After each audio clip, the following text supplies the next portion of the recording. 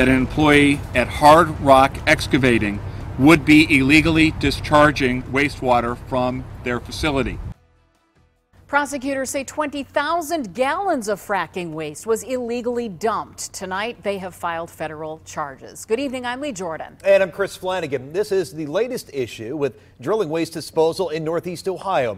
It's been about a year since Governor Kasich put a temporary ban on waste injection wells after a series of earthquakes in the Youngstown area. Now, a company is accused of dumping drilling waste into a storm sewer that empties into the Mahoning River watershed.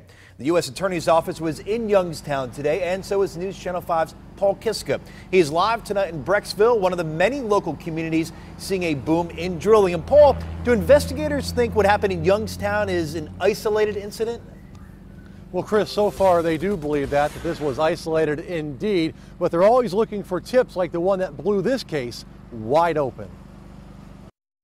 The anonymous tipster called the Ohio Department of Natural Resources January 31st. That night, ODNR investigators paid a surprise visit to Hard Rock Excavating in Youngstown. And found literally in the night a hose running from a storage tank with pollutants inside it into a drain. And were able to catch 2 employees intentionally offloading oil-filled waste into a storm sewer. Federal prosecutors filed a criminal complaint against Hard Rock and DNL owner 62-year-old Ben Lupo for allegedly illegally dumping fracking waste, which includes salt water, oil-based drilling mud, and other chemicals into the Mahoning River. These charges today should serve as a warning to anyone that places their personal interest ahead of public safety. That oil and gas industry could be very prosperous in Ohio, but not at the expense of the environment. Lupo's fracking permits have been revoked. He pleaded not guilty in federal court today. Also today, the cleanup of those drains continues. And all this started with an anonymous tip and 2 investigators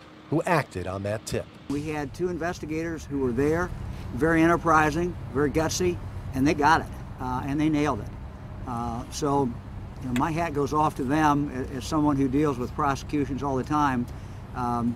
That type of investigation is just phenomenal.